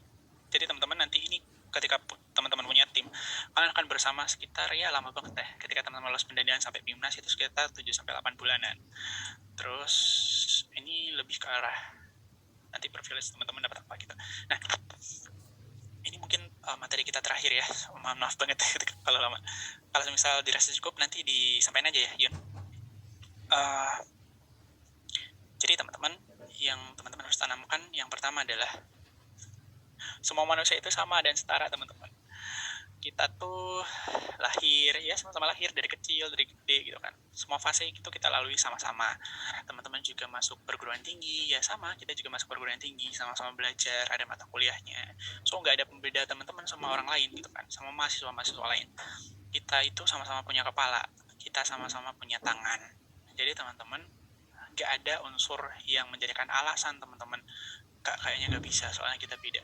No, nggak ada alasan itu. Kemudian kita punya jam dan waktu yang sama. Aku tuh punya 24 jam, teman-teman punya 24 jam, dan teman-teman yang lain di seluruh Indonesia itu punya 24 jam. Kita nggak ada yang dikasih waktu 25 jam sama Tuhan, sama gitu 24 jam semuanya. Kemudian juga kita menghirup udara yang sama dan menatap langit yang sama. Nah, kemudian teman-teman harus bangga dan yakin terhadap diri sendiri. Jadi teman-teman, ketika teman-teman sudah tercipta ke dunia, berarti Tuhan sudah yakin ke kalian bisa menjalani hidup. Dan juga gila teman-teman, setiap rezeki itu udah diatur sama Tuhan gitu. Jadi Tuhan aja yakin ke kita, kenapa kita nggak yakin sama diri kita? Aneh kan ya? Ketika kalian sudah tidak yakin sama diri kalian, bagaimana Tuhan akan mengabulkan doa-doa kalian? Ketika kalian saja tidak yakin gitu. Berikutnya ke future ya teman-teman, ke masa depan. Harus melihat masa depan teman-teman itu seperti apa gitu. Masa depan itu berarti masih bisa digapai ya gitu, karena dia belum masa lalu gitu, dan masa depan itu bisa diusahakan. Ada 3 hal yang nggak bisa ada beberapa hal yang nggak bisa diubah, dan ada beberapa hal yang masih bisa diusahakan. Terkait dengan jodoh, hidup, mati, teman-teman itu nggak bisa diubah sama sekali. Tapi terkait dengan besok teman-teman lolos pendanaan, bisa submit proposal, bisa lolos PIMNAS, bisa dapat medal di PIMNAS, itu masih bisa diusahakan, tergantung usaha teman-teman. Berikutnya, if you think you can do it, you can. Ya, tanamkan aja, kamu pasti bisa gitu. Terus berikutnya adalah fokuslah ke prosesnya teman-teman. Jadi nikmati prosesnya, jangan terlalu berharap aku udah submit proposal dengan bagus, aku harus dapat PIMNAS gitu, jangan. Ya, hargai aja prosesnya, dan proses itu nanti akan menjadikan pelajaran bagi teman-teman. Berikutnya, ubah sudut pandang. Jadi teman-teman, jangan berfokus kepada masalah ya. Jadi ketika teman-teman tuh fokus kepada masalah, misal nih, aku belum pernah buat proposal, kayaknya aku belum bisa rancang anggaran, aku belum bisa buat pendahuluan dan sejenisnya. Jadi ketika teman-teman berfokus kepada masalah, yang muncul di benak teman-teman adalah hal-hal negatif, yang ujung-ujungnya akan teman-teman selalu pikirkan, dan itu akan menyebabkan ya nggak akan jadi nyusun proposalnya. Jadi ketika teman-teman punya masalah, fokuslah ke solusinya apa, berarti aku harus baca, berarti aku harus review dulu PKM tahun lalu tuh kayak gimana, aku harus mulai nyusun dari sekarang gitu. Jadi diubah sudut pandangnya. Terus yang berikutnya, impossible sebenarnya bukan impossible itu sebenarnya I'm possible. Jadi teman-teman, ini ya, sudut pandang itu sangat suatu hal itu sangat bergantung kepada sudut pandang orangnya, mampu atau enggak, bisa atau enggak, itu tergantung banget siapa teman-teman dan bagaimana sudut pandang teman-teman. Jadi mulai sekarang pasanglah sudut pandang yang positif. Yang berikutnya, santai itu boleh tapi terukur. Deadliner tuh boleh banget tapi terstruktur. Jadi teman-teman yang tahu diri teman-teman, kekurangannya apa, kesibukannya apa, kemudian juga kapasitas diri itu yang tahu semuanya itu dari teman-teman. Jadi boleh santai, boleh banget, kalian butuh istirahat tapi terukur. Deadliner, siapa bilang nggak boleh? Deadliner kan bukan berarti nggak mensubmit ataupun bukan melakukan satu hal ya, tapi terstruktur. Ini adalah tim aku ya teman-teman. Di tahun lalu aku selalu berterima kasih kepada semua timku, dan juga selalu berterima kasih kepada dosen yang telah membimbing kita dari awal sampai akhir. Kemudian terakhir, setiap manusia itu punya kesempatan yang sama. Awal kesuksesan ditentukan saat kita mengambil langkah pertama. Itu mungkin dari aku. Terima kasih. Aku kembalikan ke Yuni. Mohon maaf kalau waktunya kelamaan ya. Oke, baik. Terima kasih Kak Sultan Effendi. Materinya benar-benar semoga bisa bermanfaat bagi kita semua ya. Oke, langsung saja ini ya. Nanti kita masuk ke sesi tanya jawab. Ini di kolom chat sudah banyak sekali Kak Sultan yang banyak bertanya ini. Ya mungkin teman-teman sudah pada kepo nih bagaimana mau bertanya ini kepada Kak Sultan. Sebelumnya saya persilahkan teman-teman yang mau open mic langsung bisa bertanya kepada Kak Sultan. Di sini ada yang mau bertanya langsung kepada Kak Sulhan, saya persilahkan. Adakah yang mau open mic? Bisa langsung bertanya nih, kesempatan langsung berbincang dengan Kak Sulhan ya teman-teman loh. Siapa yang mau open mic? Kami silahkan. Tidak ada ya? Ini langsung saya bacakan saja ya. Ini teman-teman ada yang mau open mic, silahkan kami persilahkan. Mungkin saya, Kak. Oke, baik. Silahkan perkenalkan, kemudian terus pertanyaannya ya. Perkenalkan, nama saya Raffi. Saya dari semester 4, Prodi Manajemen. Saya ingin bertanya kepada Kak Sulhan. Sebelum penyusunan proposal, pasti mahasiswa harus mencari ide kreatif, kan? Banyak mahasiswa yang terkendala dalam mencari ide. Nah, bagaimana tips mencari ide kreatif dan dapat dituangkan ke dalam proposal? Itu sih, Kak. Terima kasih. Baik, Mas Raffi ya ini. Dari semester berapa ini? Saya semester 4, Kak. Oh, semester 4 dari Prodi? Prodi Manajemen. Dari Prodi Manajemen. Oke, terima kasih pertanyaannya. Ini Mas Raffi mau tanya gini Kak Sulhan, katanya kalau kita bikin proposal kan harus punya banyak ide-ide kreatif ya. Ini bagaimana sih supaya kita bisa menuangkan ide-ide kita dan bagaimana kita mencari ide-ide kreatif itu kemudian dituangkan dalam penyusunan proposal PKM. Begitu Kak Sulhan, sudah jelas Kak Sulhan? Oke, sudah. Oke, silahkan Kak Sulhan. Oke. Jadi ya, mungkin ini juga kendala apa ya? Kayaknya kendala umum mahasiswa deh untuk mencari ide ya. Karena itu hal pertama yang akan kita tuangkan dalam proposal. Jadi teman-teman, tipsnya adalah mulailah dari lingkungan terdekat dan sekitar teman-teman. Sekitar teman-teman gitu. Jadi ya, ini PKM sekitar 2 ataupun 3 tahun lalu ya. Idenya itu cuma sekedar dia itu bikin tas pakai payung guys. Pakai payung gitu. Jadi permasalahan di lapangan tuh biasanya kan ada tas, ada parasutnya, tapi ketika tasnya itu dikasih parasut, orangnya kan belum tentu ke payung toh, masih basah gitu kan. Nanti berarti otomatis tasnya itu masih basah di sininya.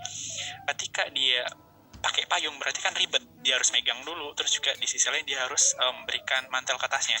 Nah si mahasiswa ini memberikan inovasi tas plus payung. Nah sebenarnya simple doang, kita nggak kepikiran juga ke sana gitu kan, tapi itu adalah hal satu kreatif yang tepat guna. Jadi teman-teman, poin utamanya adalah ide yang diberikan teman-teman itu sebenarnya benar-benar dibutuhkan nggak sih, dan relate serta keterbutuhan serta menjawab masalahnya itu searjen apa. Semakin tepat sasarannya, semakin tepat guna penyelesaiannya, itu nanti akan lebih berpotensi, dan dia itu yang paling realistis untuk dilaksanakan. Jadi teman-teman analisis sekitar teman-teman dulu aja, jangan jauh-jauh gitu.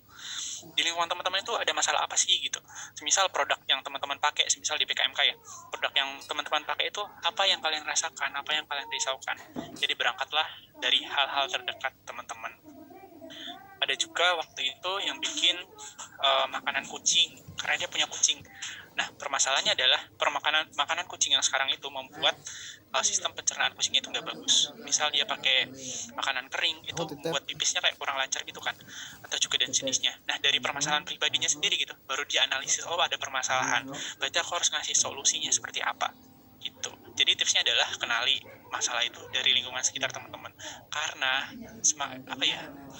masalah yang teman-teman hadapi itu nggak jauh-jauh dari masalah yang dihadapi oleh orang lain gitu.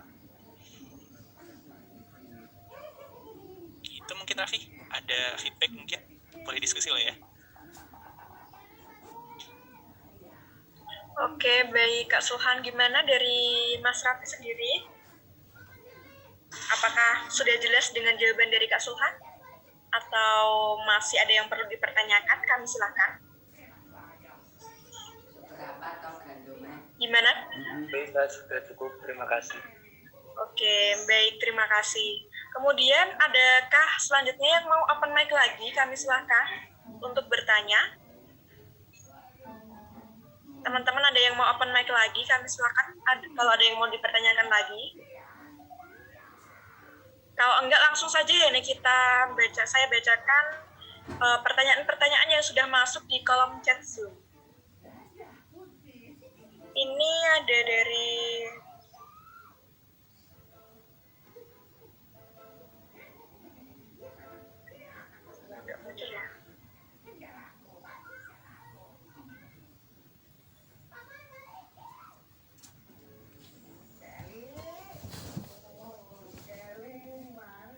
Oke, ini ada pertanyaan dari Mbak Melisa Triviana. Perkenalkan, nama saya Melisa, izin bertanya mengenai kendala apa saja yang dialami oleh Kak Sulhan ketika melakukan penelitian PKM ini. Oke, baik Kak Sulhan, bisa langsung dijawab. Oke, ke kendala ya. Yang pertama, waktu penyusun proposal dulu, kendala yang pertama aku hadapin adalah kita masa online ya teman-teman. Jadi untuk menemukan orang yang stay di Semarang waktu itu susah banget gitu kan. Dan komposisi tim yang aku butuhkan itu untuk orang-orang yang ada di Semarang menurut aku belum relate dan belum sesuai yang apa yang aku butuhkan. Jadi teman-teman yang pertama tadi analisis dulu kebutuhan tim teman-teman itu seperti apa gitu. Dan itu kendala yang paling pertama. Tapi waktu itu karena kita basisnya online, ya udah terpaksa gitu. Kita harus online gitu kan. Jadi teman-teman yang aku butuhkan ini kita harus terhubung dengan dunia online. Kita menggunakan Zoom, kemudian juga Meet Microsoft Teams dan juga meeting dengan online gitu. Itu yang pertama. Tapi solusinya tadi ya kita melalui meeting itu melalui online. Terus yang kedua terkait dengan komunikasi. Jadi teman-teman permasalahan mahasiswa juga ya menurut aku sering mengghosting. Jadi sering mengghosting itu juga sudah bermasalah ya. Ketika teman-teman merasa tugasnya kayak berat banget, mudah banget untuk hilang gitu karena kita dunia online. Ya tinggal off-kan aja WA-nya gitu kan.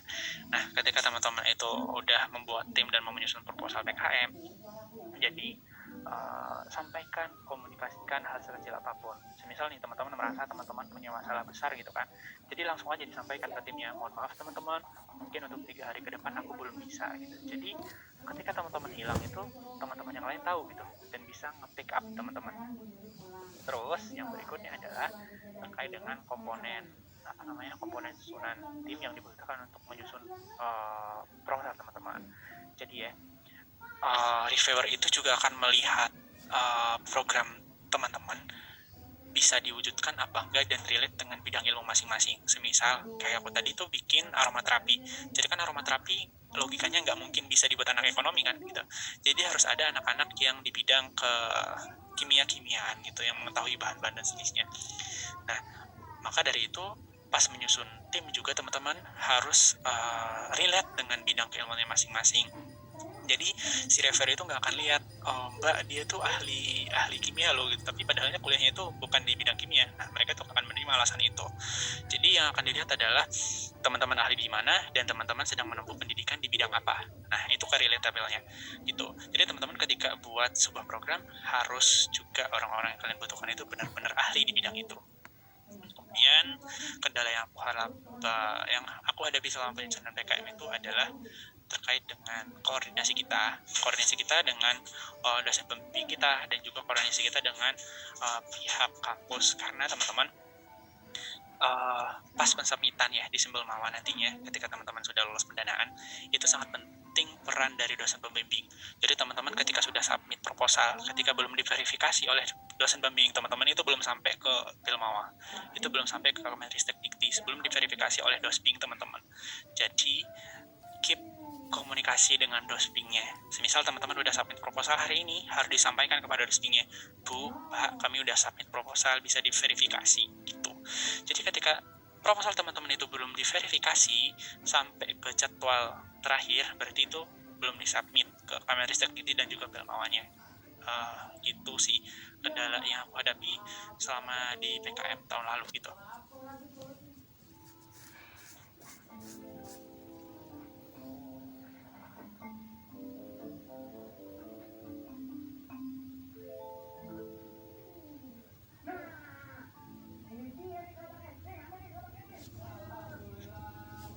Gitu mungkin Yuni bawa ini. Oke, baik Kak Sulhan. Pertanyaan selanjutnya bisa ditampilkan kembali. Ini yang tadi ya.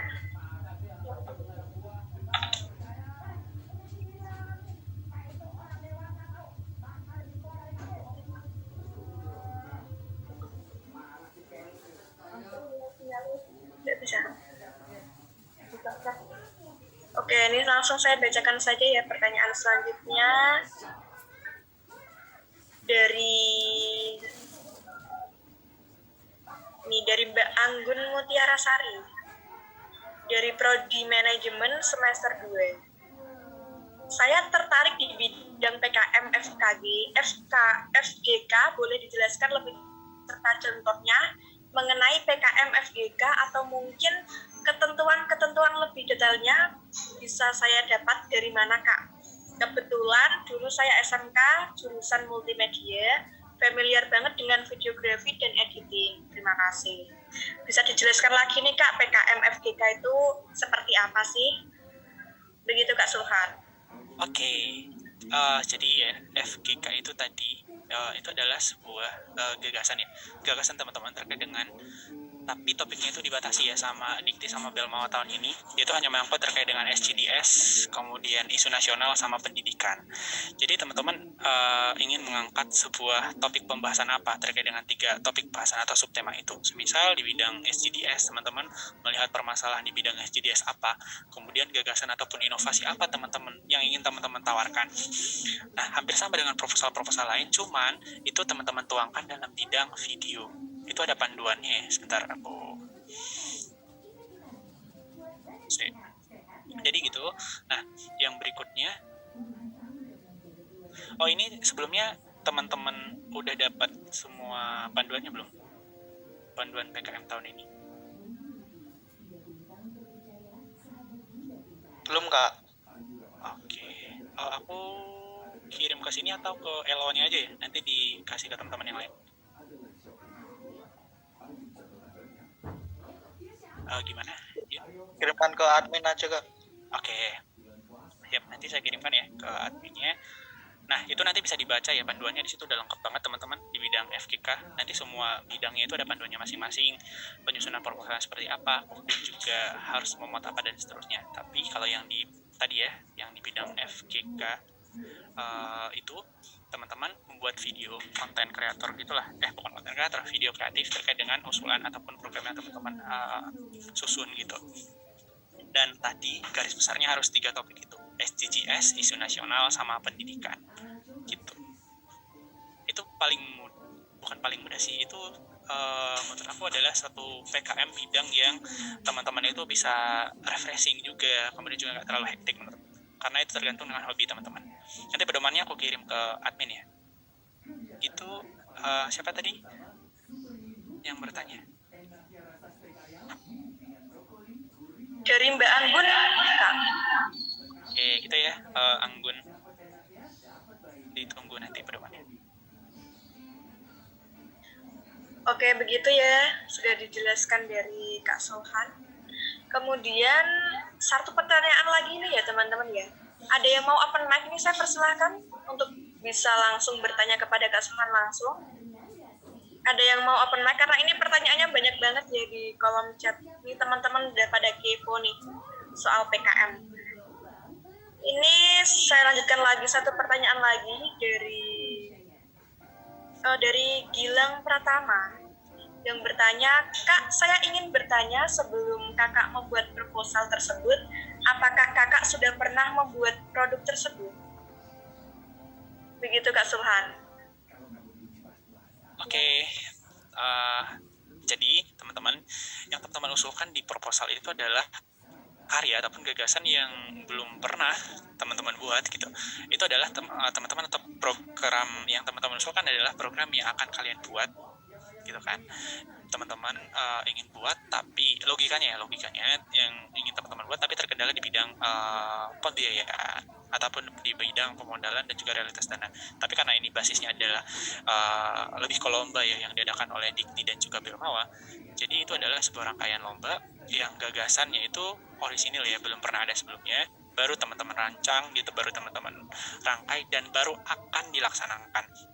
Nah, apakah nanti program itu layak untuk dilaksanakan dan relate ataupun tergantung ya bidang PKM masing-masing, layak didanai ataupun enggak, itu nanti tergantung dari Dikti sama Belmawanya. Terus pertanyaannya, Kak, semisal nih aku udah ada program terus nggak lolos PKM, ya kalau semisal kamu mau realisasikan ya nggak apa-apa gitu, ataupun mau kamu ajukan di bidang lomba lain juga nggak masalah. Itu nanti akan banyak lagi lomba-lomba ataupun jenis-jenis program dari Dikti sama Pilmawa untuk pengadaan pendanaan itu. Misal nanti itu kalau teman-teman menyusun program kreativitas mahasiswa bidang pengabdian masyarakat, ada PHP 2D dari Pilmawa sama Dikti, kemudian juga ada di bidang kewirausahaan nantinya. Jadi ide teman-teman itu nggak sia-sia gitu. Ide itu rancangannya udah teman-teman buat dan udah susun sebagai proposal gitu. Tapi ketika misalnya nanti nggak lolos di pendanaan pun, itu bukan sebuah masalah ya, karena teman-teman udah punya ide dan juga bisa disubmit ke lomba lain gitu. Tapi tadi ya, garis besarnya adalah program ataupun produk ataupun basis apapun itu proposalnya adalah yang baru akan dilaksanakan. Cuman misalnya kalian bertanya, di PKM itu ada produk yang udah jadi nggak Kak? Cuman dituang dalam proposal yang kesannya belum jadi, itu tergantung ya siapa yang menyusunnya. Jadi, tapi aturan dari Dikti itu adalah tidak boleh program yang sudah berjalan diajukan ke bidang PKM. Jadi itu adalah rintisan yang teman-teman pengen buat, tapi itu tadi penguculan program dan juga pendanaan dari Diktinya. Terkait nanti ada beberapa orang ataupun beberapa oknum sebenarnya udah jalan terus diajukan lagi ke PKM, yaitu tergantung dari orangnya lagi ya. Tapi kalau dari Dikti mensyaratkan seperti itu teman-teman, tidak boleh programnya itu sudah berjalan.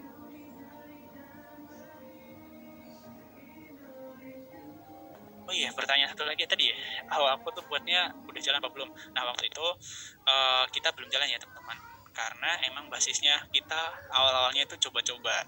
Jadi aku tuh udah ikut PKM 2 tahun. Di tahun pertama tuh nggak lolos, bahkan nggak lolos pendanaan. Di tahun kedua baru lolos pendanaan sampai PIMNAS gitu. Jadi di tahun pertama itu, waktu itu kita mendesain obat kalau nggak salah, obat luka dari daun singkong. Cuman waktu itu nggak lolos pendanaan. Nah, kita lanjut di tahun kedua, kita ubah idenya untuk membuat aromaterapi tadi. Baru lolos pendanaan dan juga sampai PIMNAS gitu. Oke, baik Kak Sulhan. Teman-teman ini sudah pada dijelaskan materinya dengan baik ya oleh Kak Sulhan. Ini diharapkan teman-teman nanti semangat dong untuk menyusun PKM dan harus lolos tahun 2022. Tadi sudah dimotivasi juga tuh kata Kak Sulhan. Kita itu juga jadi mahasiswa tuh jangan gini-gini aja gitu kan ya. Kita harus lebih punya pengalaman, lebih mengulik ilmu-ilmu yang kita dapat dari bangku perkuliahan untuk diterapkan di masyarakat. Salah satunya yaitu dengan mengikuti ajang PKM ini. Oke, dari pemaparan materi yang disampaikan Kak Sofan, dan ini mungkin masih banyak banget ya pertanyaan yang dilontarkan teman-teman lewat kolom chat Zoom, dan karena waktunya juga terbatas, ini kami nanti akan menyalurkan nih apa pertanyaan dari teman-teman yang lewat kolom chat, bisa nanti atau enggak teman-teman bisa tanya langsung ke Kak Sofan. Begitu, mohon maaf ya teman-teman karena waktunya juga terbatas. Jadi pertanyaannya semua nggak bisa langsung disampaikan, diajukan pertanyaan ke Kak Sulhan. Begitu. Jadi untuk sebelum closing dari saya, ini saya simpulkan nih ya nanti tadi dari materi Kak Sulhan, bagaimana sih strategi kita lolos PKM. Jadi harus selalu update info terbaru, kemudian melakukan kolaborasi dengan pihak-pihak yang bisa kita ajak diskusi, kemudian harus kenali masalah sebelum melakukan penelitian tersebut, kemudian harus fokus juga dalam menyajikan judul, kemudian juga punya rancangan dana yang realistis, kemudian sajikan juga sesuatu yang aplikatif, kemudian juga konsultasikan itu dengan senior ataupun dengan dosen yang bisa kita ajak diskusi. Begitu. Kemudian untuk teman-teman semua, ini saya ada tadi ya mengutip kata dari Kak Sulhan, kita harus bangga dan yakin terhadap diri kita sendiri. Semua manusia itu sama dan setara. If you think you can do it. Jadi kamu itu bisa, kamu itu punya ilmu, kamu itu punya soft skill yang mungkin bisa dikembangkan. Begitu. Terima kasih dari saya, kurang lebihnya mohon maaf yang sebesar-besarnya. Wabillahi taufiq wal hidayah. Wassalamualaikum warahmatullahi wabarakatuh. Saya sampaikan lagi ke MC. Waalaikumsalam warahmatullahi wabarakatuh. Baik, terima kasih kepada Mbak Ari Wahyuni telah memandu acara pemaparan materi pada hari ini dan sesi tanya jawab. Sebelum kami menutup acara, Kami mohon dapat mengikuti sesi foto bersama sebagai bentuk apresiasi kepada seluruh peserta webinar yang hadir di sini. Kami mohon Ibu, Bapak, serta hadirin semuanya berkenan mempersiapkan diri untuk menampilkan wajah di depan kamera masing-masing untuk didokumentasikan.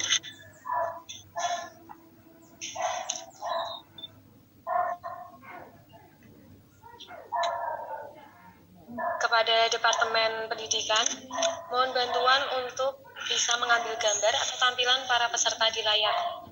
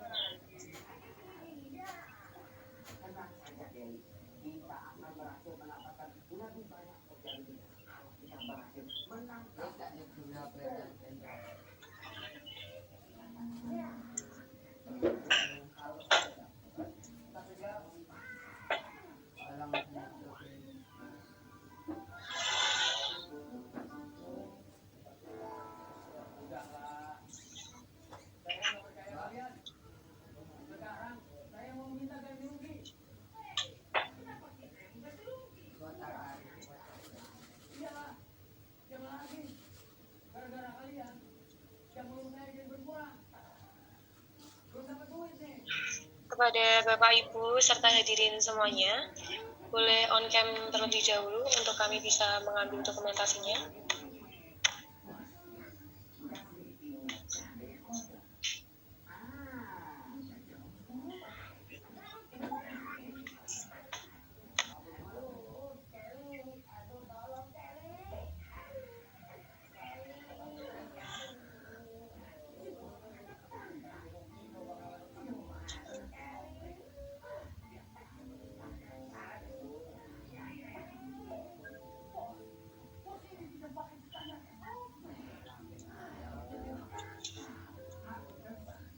Baik, terima kasih Departemen Pendidikan. Demikian webinar strategi lolos proposal PKM 2022 pada hari ini telah selesai dilaksanakan.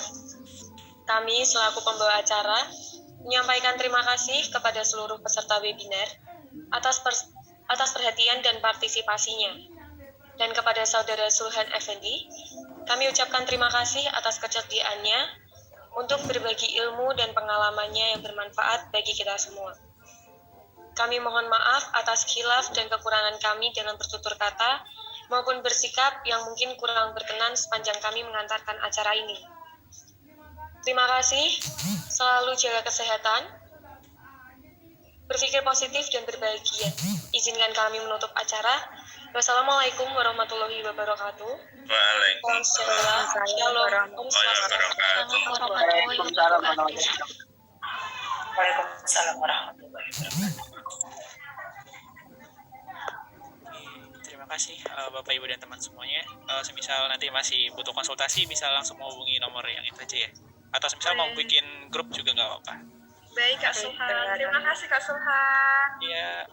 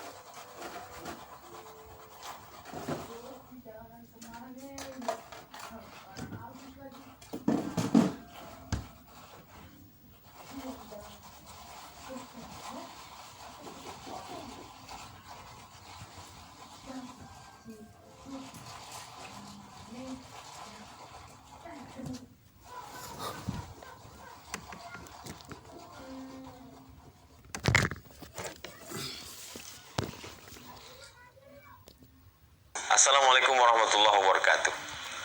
Alhamdulillah pertemuan yang